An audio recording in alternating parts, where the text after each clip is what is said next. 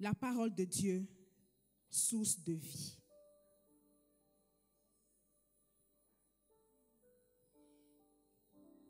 Nous allons lire quelques passages. Matthieu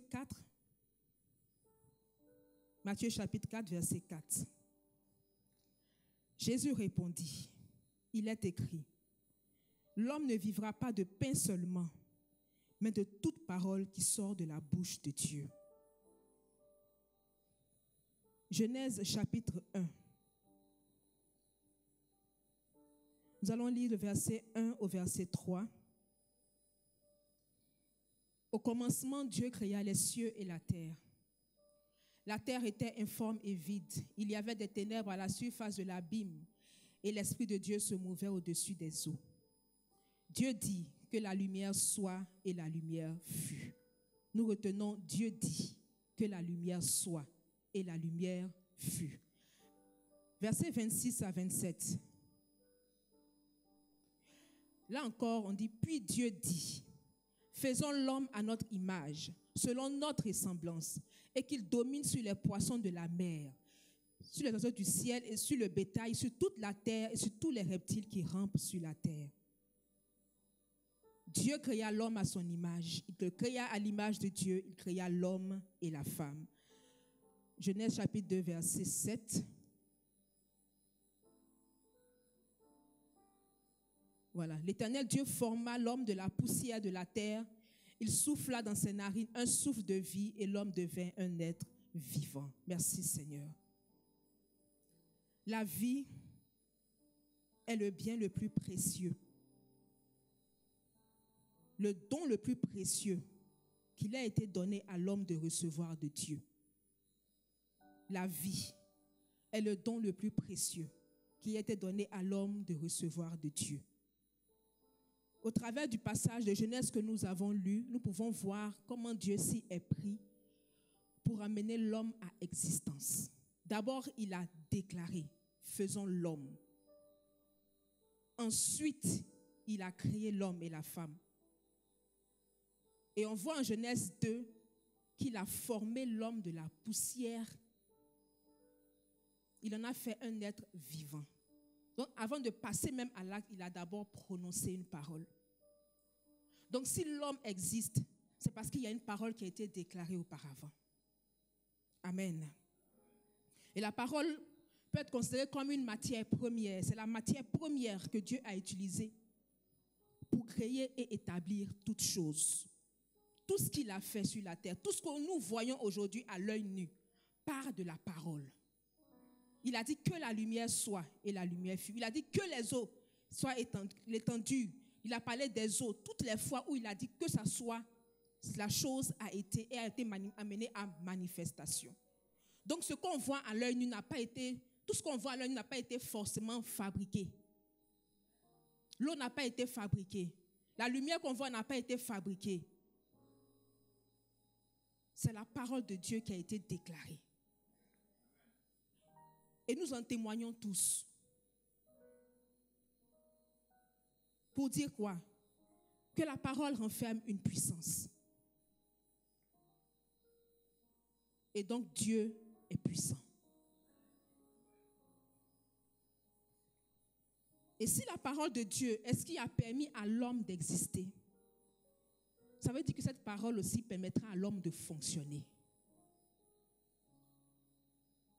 Ce n'est pas une question de matière première qu'on utilise juste et puis maintenant l'homme peut vivre en dehors de ce par quoi il existe. S'il veut fonctionner jusqu'à ce que son temps vienne, il doit toujours avoir recours à cette même parole.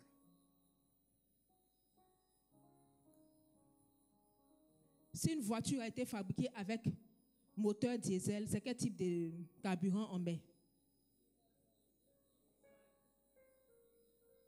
Vous avez dit gasoil. Donc on ne change pas l'essence. En cours de route, on ne met pas le super. Ça reste gasoil du début jusqu'à la fin. Le jour où tu mets super, il devient bizarre. Amen. Et Jésus a dit en Matthieu 4, verset 4, l'homme ne vivra pas seulement de pain, mais de toute parole qui sort de la bouche de Dieu. Donc là encore, on parle de vie. Il est en train de dire que l'homme a besoin de pain pour vivre. C'est vrai, il admet. N'est-il pas le créateur de toutes choses? Dieu sait comment il a fait l'homme. Non, il est conscient que l'homme a besoin de nourriture pour vivre. Telle est la manière dont il a constitué l'homme, de façon physique. Mais il y a encore celui qui dit, si c'est seulement au pain qu'il faut s'arrêter pour exister, c'est qu'il est déjà mort avant même de vivre. L'homme a besoin de la parole. Tout ce qui est parole qui va sortir de la bouche de Dieu va amener l'homme à existence, va amener l'homme à fonctionner, va amener l'homme à vivre. Ce qu'il est important pour nous de comprendre, nous devons rechercher la vraie vie. Nous ne devons pas chercher la vie superficielle. Nous ne devons pas nous contenter juste de ce qui nous permet de respirer, de nous mouvoir. Mais nous devons aller au-delà. Parce que derrière tout ce que nous voyons, il y a un mode de fonctionnement interne. Si ce mode de fonctionnement n'est pas mis en œuvre, tout ce qu'on fait n'est rien du tout. C'est superficiel. Alors comment vit l'homme? Il est important de comprendre qu'il y a la vie dans la parole. Il y a la vie dans la parole. Nous l'avons vu tout à l'heure en Genèse, qu'il y a la vie dans la parole. Que tout ce qui a vie sur cette terre émane de ce que Dieu a déclaré.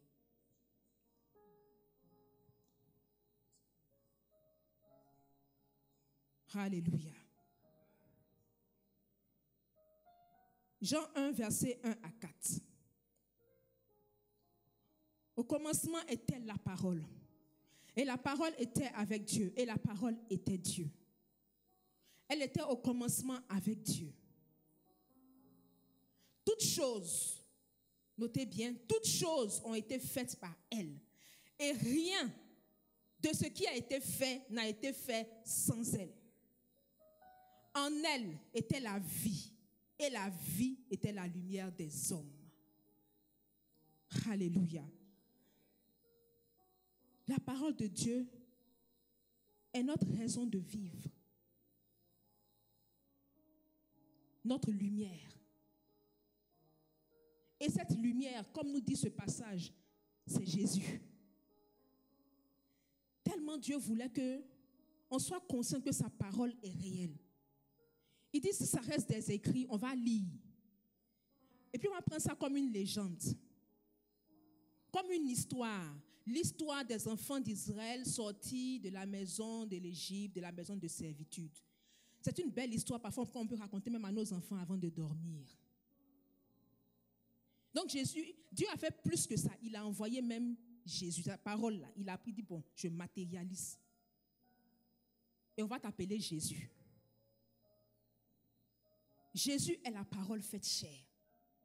Elle est venue habiter parmi nous pour nous dire que tout ce qui a été dit par nos pères, c'est vrai. J'en suis la preuve. Et vous voyez qu'à chaque fois qu'on parle de Jésus, on dit afin que s'accomplissent les Écritures. Afin que s'accomplissent les Écritures. Lui-même, il dit, je suis venu accomplir toutes choses. Quand il était à la croix, il a dit, tout est accompli. Jésus est venu pour te prouver que l'amour de Dieu pour toi est vrai. C'est une réalité, c'est une vérité. Il est venu te dire aussi que c'est vrai. Il t'a donné d'avoir besoin de nourriture. C'est ce qu'on appelle besoin vital. Quand le bébé pleure, c'est parce qu'il a faim. On cherche d'abord à savoir s'il a faim. Quand on se rend compte que c'est parce qu'il a faim, on se rend compte aussi quand on a la nourriture, il se calme.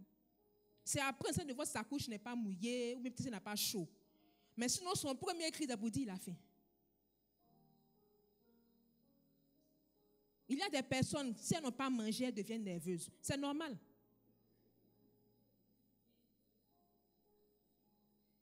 Parce que tu n'es pas libre. Et puis on va te parler d'autres choses. Tant que tu n'as pas mangé, tu ne pourras pas écouter ce que la personne te dit. C'est normal. Nous expérimentons tous cela. Personne n'est épargné.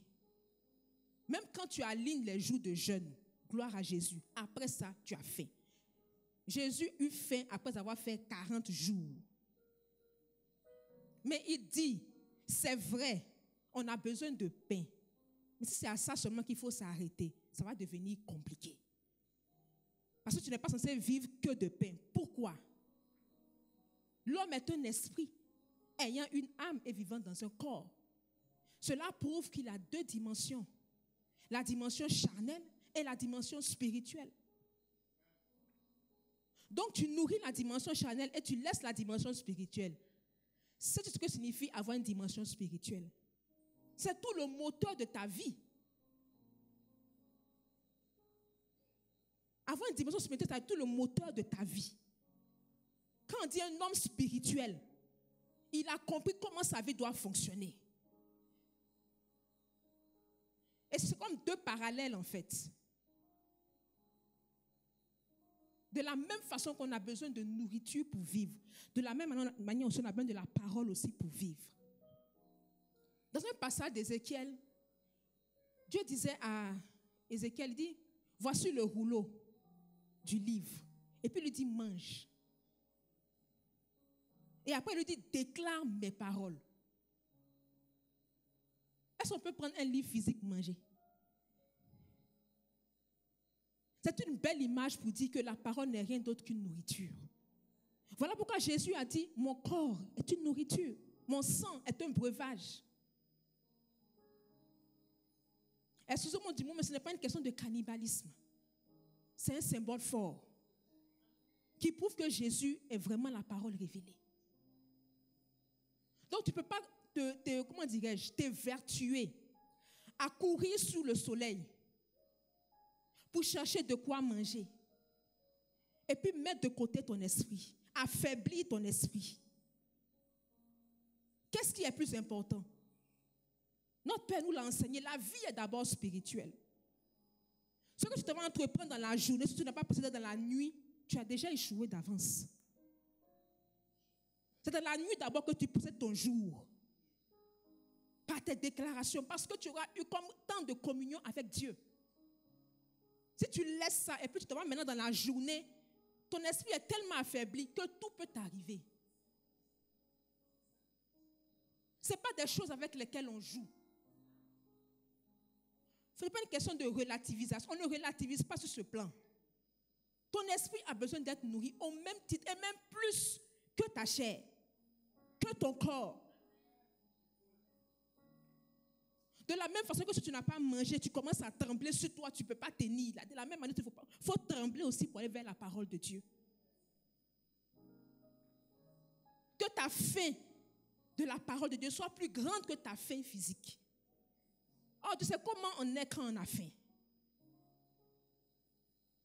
Quand tu penses à la manière dont tu ne peux pas tenir quand tu as faim, il faut penser aussi à cette même manière.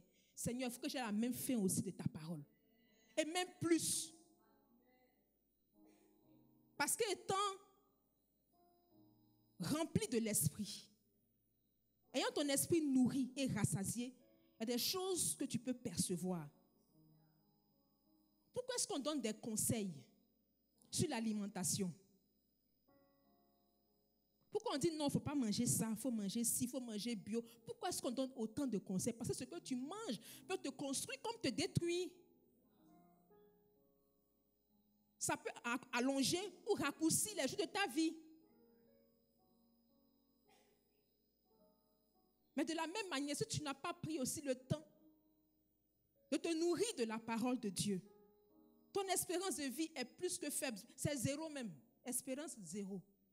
Puisque tu es déjà mort spirituellement. Nous avons besoin de recadrer les choses. De notre manière de voir. Ce n'est pas ce qui d'abord, ce n'est pas ce que nous voyons de nos yeux qui frappe là, qui est plus important. C'est ce que nous ne voyons pas. C'est ce que nous ne percevons pas.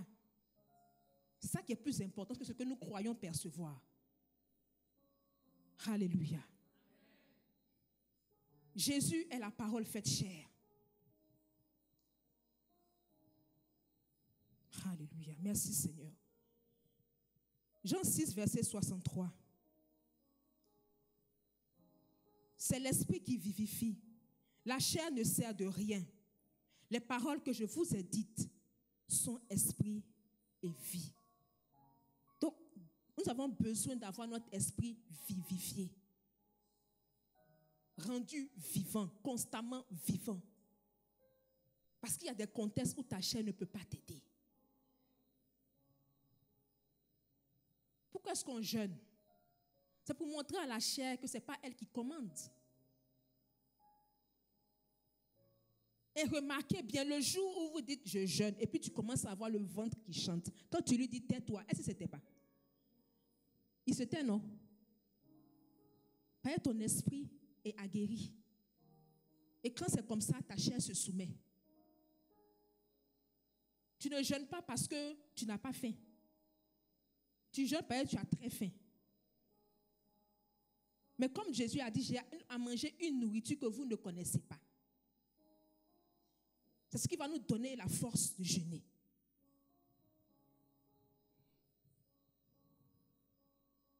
Et donc, celui qui demeure dans sa dimension charnelle manque de solidité.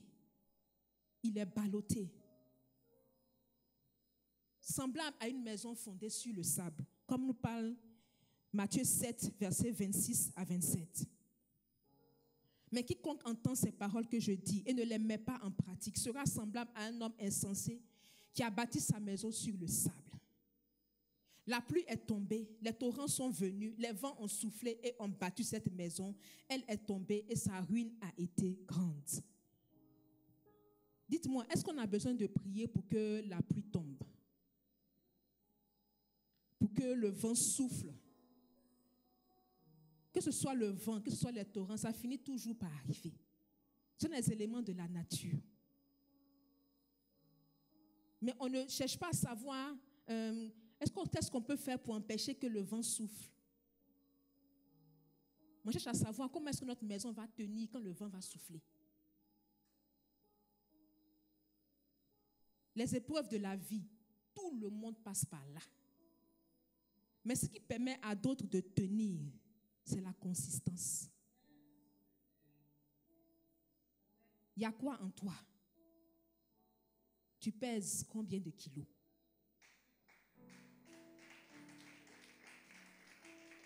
Quel est ton poids? Quand le vent souffle là, ça dit tellement tu es que tu te... En même temps, ça te sauve, ça t'envoie loin, on ne te voit plus. Nous avons besoin d'être solides à l'intérieur parce que nous consommons la parole. Ce qui me plaît avec la parole de Dieu, c'est qu'on ne peut jamais être rassasié. De la manière dont on mange et puis tu dis, oh c'est bon, c'est bon, c'est bon. C'est bon. Toi aussi, c'est bon. Demain, il faut garder demain, j'ai mangé. Avec la parole là, il n'y a pas ça. Tant que tu peux, il faut prendre, tu lis. Et puis tu vas toujours découvrir des trésors. Que ta soif soit inextinguible. Une soif qui ne s'éteint jamais. Que tu ne puisses pas dire aujourd'hui là je suis rassasié, j'ai trop appris de Dieu. Non. Non. Tant que tu es sur la terre, tu n'as encore rien appris de Dieu. Quand les épreuves de la vie viennent, parfois ça emporte même physiquement les gens. Vous avez déjà plusieurs fois entendu des nouvelles tristes, des personnes qui étaient pleines de vie, qui riaient même à toi hier. Et puis le matin, ils ne sont pas réveillés. C'est par rapport à quoi? À la consistance. Plusieurs fois, tu as été menacé en rêve de ne pas te réveiller. Et puis tu es debout, non? Comment tu as fait? Ce n'est pas systématique, hein? Si on vient rendre témoignage, c'est parce que ce n'était pas évident. Si c'était évident, là, pas besoin d'expliquer. Non, j'étais au bord de la route. J'étais là, j'ai attendu le taxi. Et puis le taxi est venu. Ça, c'est témoignage. Le taxi passe tous les jours, non? Mais le jour où on dit qu'il n'y avait aucun taxi, c'était la grève. Eux, tout celui qui sort là même, là, on casse sa voiture. Et puis un taxi est arrivé. Là, maintenant, ça devient intéressant parce qu'on se rend compte que c'est un témoignage. Donc le fait pour nous de nous réveiller même là, c'est une pure grâce. Parce que des combats ont été menés pour nous dans la nuit. Donc rien n'est évident. Est-ce que je suis mieux que celui qui ne s'est pas réveillé? Qu'est-ce que j'ai de plus que lui? Est-ce que Jésus a dit à ses disciples, il dit, là, il y a une tour qui est tombée sur des gens. Ils ont fait quoi? Mais rester accroché à Jésus aussi, ça te garantit aussi une vie longue. Et puis, ce n'est pas n'importe quelle vie longue, où tu ne sais pas ce que tu vas faire. Elle est consistante. Alléluia.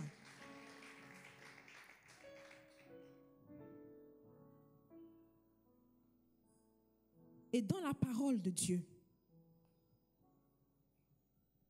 il y a ses promesses.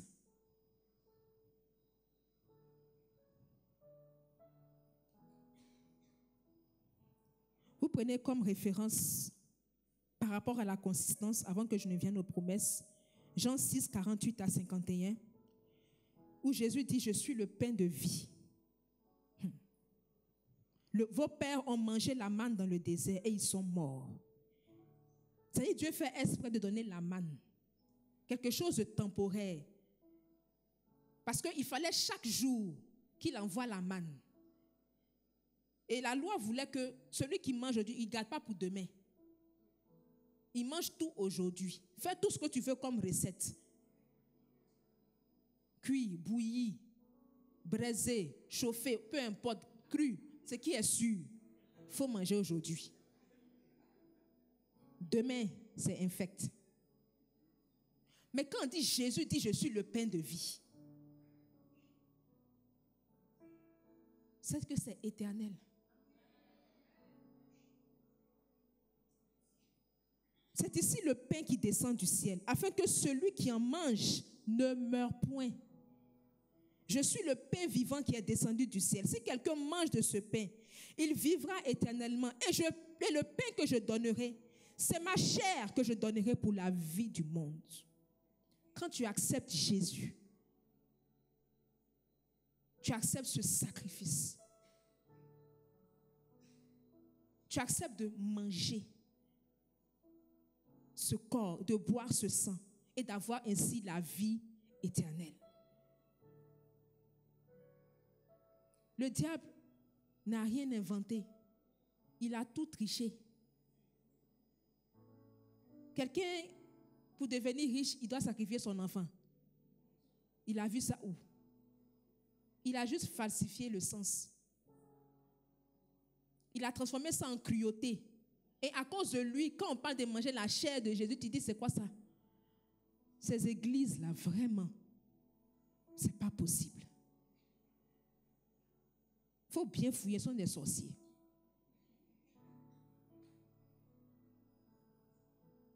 Si Jésus a donné sa chair et son sang, c'est pour éviter qu'on mange encore chair et sang de quelqu'un d'autre. Parce que pour lui, là, c'est complet. Ça donne la vie éternelle. Ce que tu vas manger tout de suite, là, ça va juste te donner un peu d'argent. Ça ne te garantit pas aussi, même ta vie, même là, ça ne te garantit pas pour dire que ça va être la vie éternelle.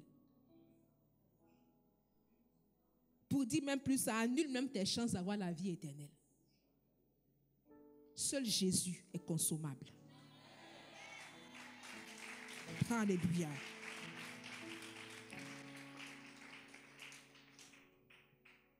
Deuxième chose, il faut retenir que les promesses de Dieu sont oui et amen.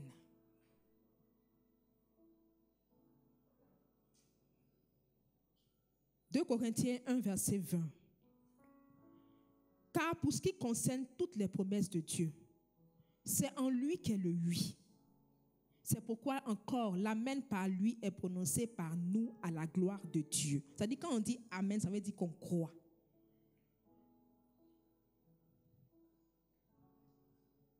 Hébreux 6, verset 17. C'est pourquoi Dieu, voulant montrer avec plus d'évidence aux héritiers de la promesse l'immutabilité de sa résolution, intervint par un serment. Verset 18. Afin que par deux choses immuables, dans lesquelles il est impossible que Dieu mente, nous trouvions un puissant encouragement, nous dont le seul refuge a été de saisir l'espérance qui nous était proposée. Il a promis. Et puis encore, il donne serment. Pourtant, promesse déjà même, c'est suffisant. Parce que tu ne mens pas.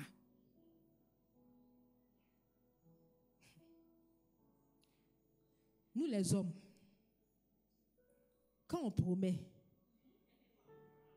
vous-même vous savez. Vraiment, je t'ai promis les 30 000 là, mais c'est chaud. Je comptais sur un truc là. C'est pas venu. Vraiment, Yako, courage, tu es fidèle. Donc la fois suivante, quand tu promets encore, il dit, tu es sûr. Je juge. Pourquoi pas? Ton nom est déjà gâté. Tu ne dis pas la vérité.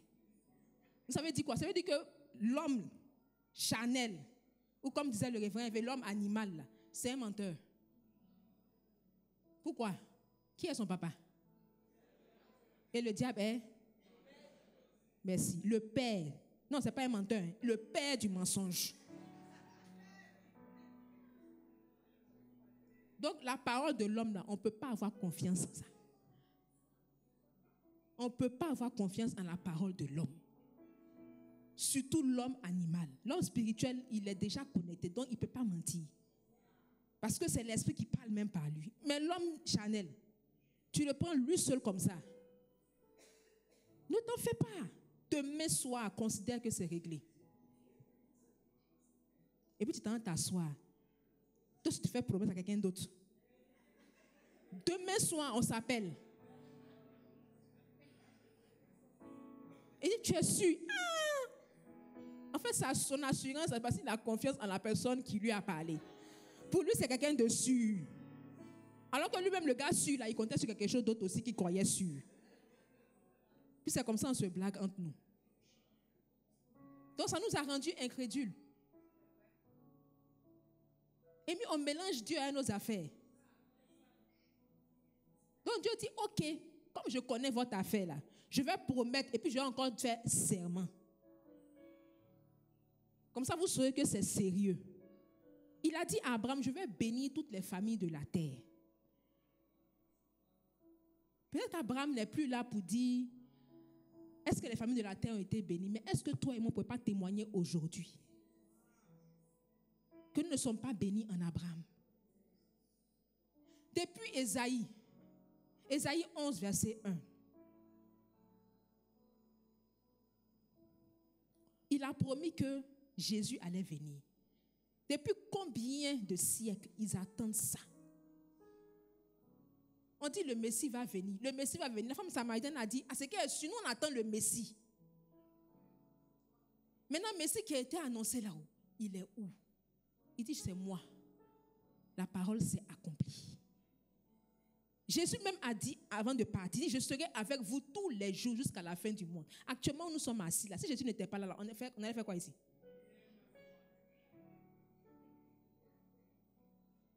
Psaume 138 dit, ta renommée s'est accrue par l'accomplissement de tes promesses. Si Dieu sait qu'il va faire, il ouvre sa bouche et puis il parle. Si c'est qu'il ne va pas faire, quand tu pries et puis tu n'entends rien, là, parfois c'est parce qu'il ne va pas faire. Il ne se reconnaît pas dedans. Mais quand il dit il va faire, hey, il a dit à Abraham, je le jure par moi-même, parole de l'Éternel.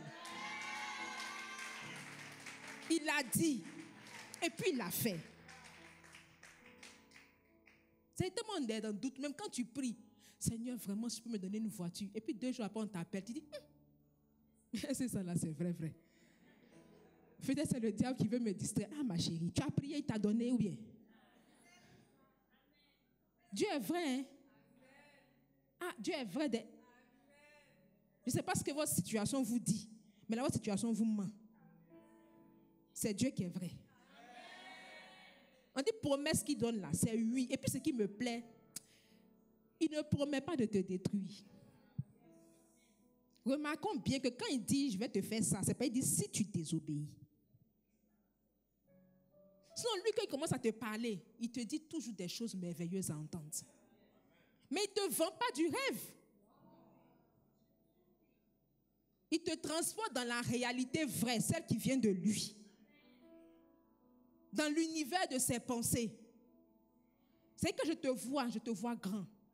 Je te vois puissant comme moi. Je te vois redoutable comme moi. Je te vois accomplissant des miracles comme moi. Je te vois vainqueur de tous tes défis. Je te vois comme un vase d'honneur. Un trésor d'une valeur inestimable. Voilà comment Dieu te voit.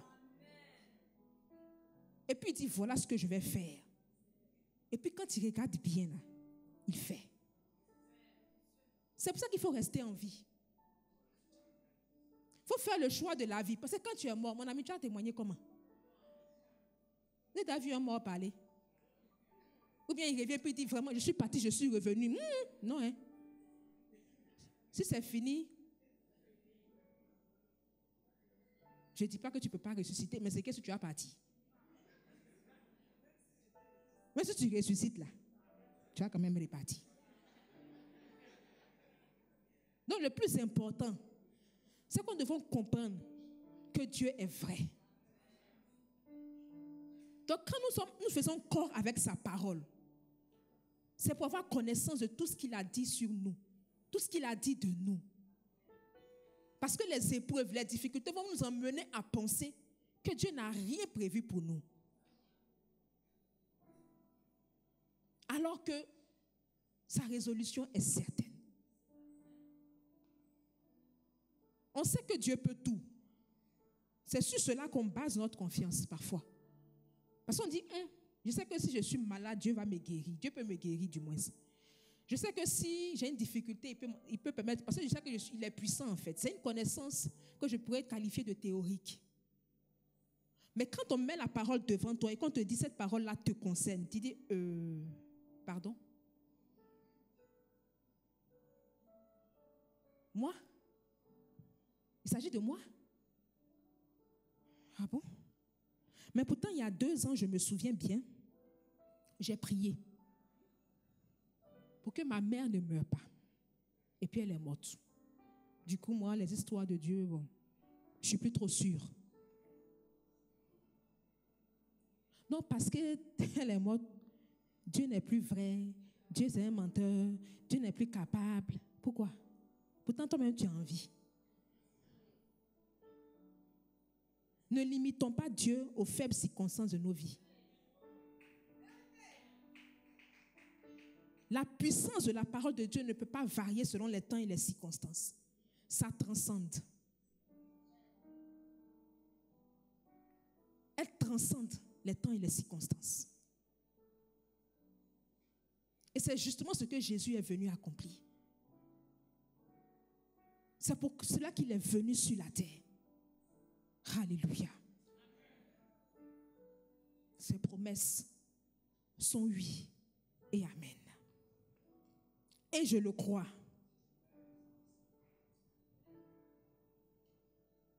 Qu'en est-il de toi? Est-ce que tu crois aux promesses de Dieu? Ton amen est tellement faible. Tellement faible que je me demande si tu crois.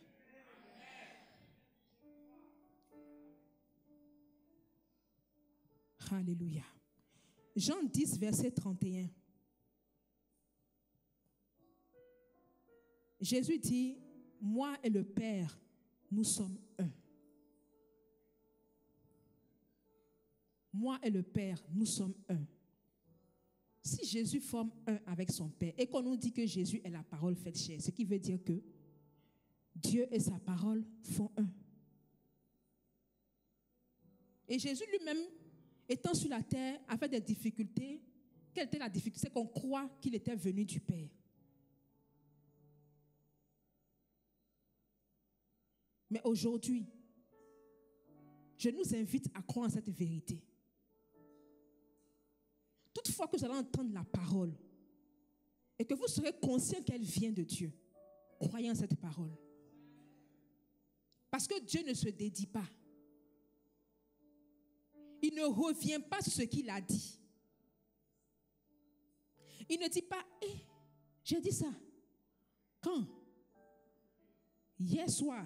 Non, j'étais même pas moi-même ces derniers temps-là.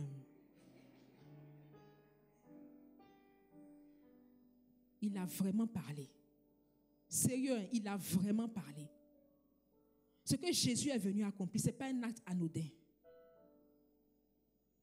Il est venu accomplir une parole de profondeur à laquelle nous devons nous identifier pour marcher selon elle. Et ainsi pouvoir communiquer aussi à d'autres personnes. La parole de Dieu, c'est un trésor. Que dis-je? Un vase rempli de trésors. Et nous avons besoin de la lire, de méditer. Comme disait Josué 1, verset 8. Que la parole ne s'éloigne pas de ta bouche. Il faut la méditer jour et nuit. Quand tu lis la Bible, quand tu lis la parole de Dieu, tu prends connaissance. Mais quand tu médites, tu cherches à comprendre. Ça veut dire qu'il ne faut pas t'arrêter seulement à prendre connaissance, mais il faut aller en profondeur. Il faut aller au-delà. Il faut chercher à comprendre. Parce qu'il est question de toi. Ce que tu lis, ça t'intéresse. Ce n'est pas pour ta culture générale. Une affaire où on parle de ta vie, tu ne peux pas jouer avec ça. Quand quelque chose doit être grave, on dit quoi? C'est une question de vie ou de mort. Pourquoi on prend ça au sérieux? Ça veut dire quoi? Ça veut dire que quand tu ne médites pas la parole, là, c'est une question de vie ou de mort aussi. Il faut prendre cela au sérieux. Les temps que tu prends pour lire, les temps que tu prends pour méditer, les temps que tu prends dans la présence de Dieu, en faisant corps avec la parole de Dieu, ce sont des temps à prendre au sérieux. Parce qu'il va te garantir une longue vie et surtout le succès de ta vie. Tu sais aujourd'hui que quand tu as fini de manger, la preuve même, tellement c'est éphémère, tu finis de manger, tu es rassasié et 2 heures après, tu as faim.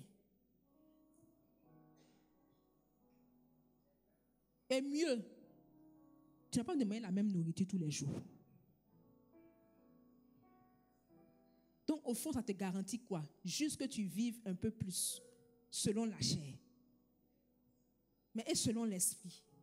Il faut le nourrir constamment, constamment, constamment, constamment. Pour que tu sois comme Jésus, la parole faite chair. Quand tu marches sur cette terre, quand on te regarde, en fait, là, on t'appelle la parole révélée. Parce que tu vis la parole. Tu pratiques ce qui est écrit. Quand on te regarde tes yeux même là, on dit, ce n'est plus toi qui vis, c'est Jésus qui vit en toi. Et le terme croyant, le terme chrétien, alors prend tout son sens.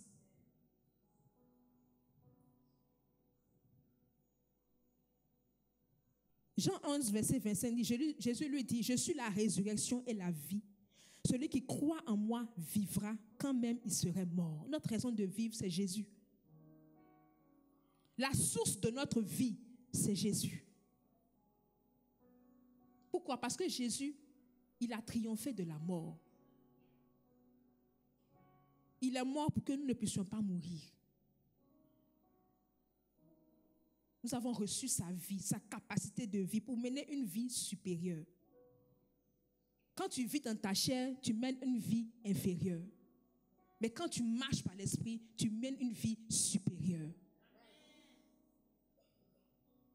Ceux qui vont chercher puissance ailleurs, en dehors de Jésus, perdent leur temps. Parce que la vraie vie supérieure, c'est celle que nous avons, pour nous qui avons cru. Nous devons déclarer la parole de Dieu quotidiennement. Romains 10, verset 9 dit, si tu confesses de ta bouche le Seigneur Jésus Et si tu crois dans ton cœur que Dieu l'a ressuscité des morts, tu seras sauvé. Donc quand tu parles, c'est parce que tu as cru. La foi ne se mime pas. Et d'où vient cette foi? C'est parce que tu as pris le temps de faire corps avec la parole de Dieu. Romains 10, verset 17 dit que la foi vient de ce qu'on entend. Et ce qu'on entend vient de la parole de Christ. Donc, à chaque fois que tu lis la Bible, à chaque fois que tu lis la parole de Dieu, elle génère en toi la foi. Donc, ta foi naît et puis au fur et à mesure, elle se solidifie. Tu as de plus en plus confiance en lui. Et tu déclares cette parole, tu ne peux pas la mimer. Tu la confesses quotidiennement. Nous sommes quotidiennement bombardés par nos pensées. Ce à quoi je pensais à 17h30 n'est plus ce à quoi je pense à 17h32. Si j'ai prévu faire quelque chose à 17h30, soit si je n'ai pas noté, ou bien je n'ai pas fait en même temps, ou bien je n'ai pas demandé à quelqu'un de me rappeler, à 35 j'ai oublié. Tu finis de lire la Bible, tu es galvanisé le matin, mais tu es tellement bombardé que tu oublies parfois ce que tu as lu. Qu'est-ce qui va t'aider? C'est confesser la parole. Éduquer ton esprit, en fait, à être toujours confronté à la parole et emmener ta chair à assujettissement. Tu peux te contenter de dire, non, j'ai lu la Bible, c'est bon. Tu dois confesser ce que tu as lu pour montrer aussi que tu crois. Et quand tu sens que tu faiblis, cette confession vient et puis elle te soutient. Et après, tu deviens puissant. Et le diable ne trouve plus au travers de cela un moyen de t'atteindre. Parce que quand on dit bombarder, c'est que c'est extérieur. On t'envoie des pensées, on t'envoie des pensées. Parfois tu esquives, mais parfois ça rentre. Pour faire sortir, c'est déclarer la parole. Alléluia. Nous allons incliner la tête.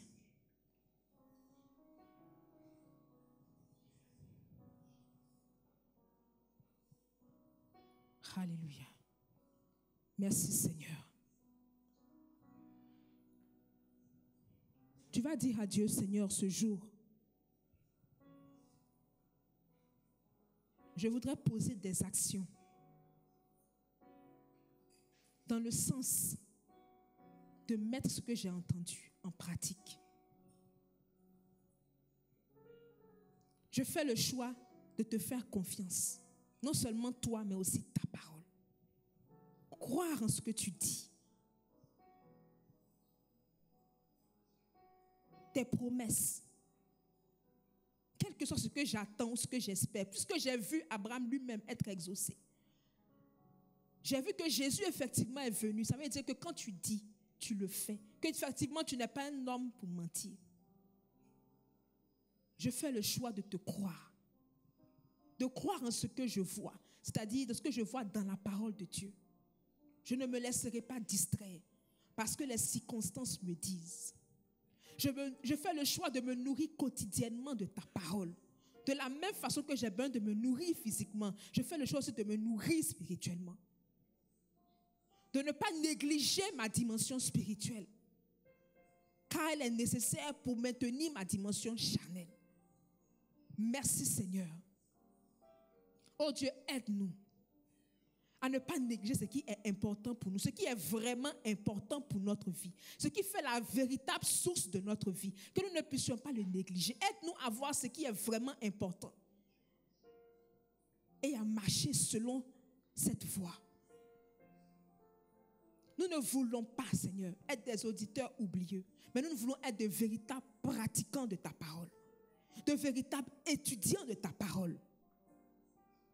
Viens au travers de cette parole opérer la transformation intérieure qui nous donnera d'avancer. Merci Éternel pour ta fidélité. Au nom puissant de Jésus. Amen. Avant de déposer le micro, j'aimerais faire un appel. Tu es ici, tu n'as pas encore fait la paix avec Jésus. Tu n'as pas encore reçu sa vie. Je ne le souhaite pas, mais si tu sors d'ici sans l'avoir reçu et que quelque chose t'arrive, tu n'es pas sauvé. tu iras en enfer. Parce que tu n'as pas cru au sacrifice que Christ a accompli pour toi à la croix. Il est venu pour te sauver, il est venu pour te racheter, il est venu pour te délivrer, te sortir des geôles de l'enfer, des ténèbres pour t'emmener à la lumière. Tu n'as pas seulement eu don de la vie physique, mais aussi don de la vie spirituelle. Tu n'as pas encore fait la paix avec Jésus. Je t'invite, s'il te plaît, à lever la main.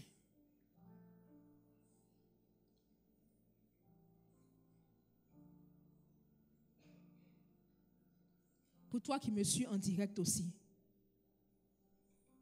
si tu veux être réconcilié avec Jésus, je t'invite à faire cette prière avec moi. Père, je te rends grâce et je te dis merci pour cette parole que j'ai entendue. Je fais le choix de renoncer à ma vie passée. Je te demande pardon d'avoir mené tout ce temps une vie en dehors de toi. Je prie maintenant pour te dire, je crois que Jésus est mort, qu'il a payé le prix, qu'il m'a racheté de la vaine manière de vivre héritée de mes pères. Je fais le choix en ce jour de marcher avec toi. Tu es mon Seigneur, tu es mon Sauveur. Merci. À partir d'aujourd'hui, je t'appartiens. Alléluia. Merci Seigneur pour ton fils, pour ta fille, qui aujourd'hui est arraché des ténèbres et qui parvient à la lumière. Merci Seigneur pour cette vie renouvelée. Aujourd'hui, le diable n'a plus accès à cette personne. Au nom puissant de Jésus. Merci Papa pour ta fidélité. À toi la gloire, à toi le règne. Au nom puissant de Jésus. Amen. Amen. Amen.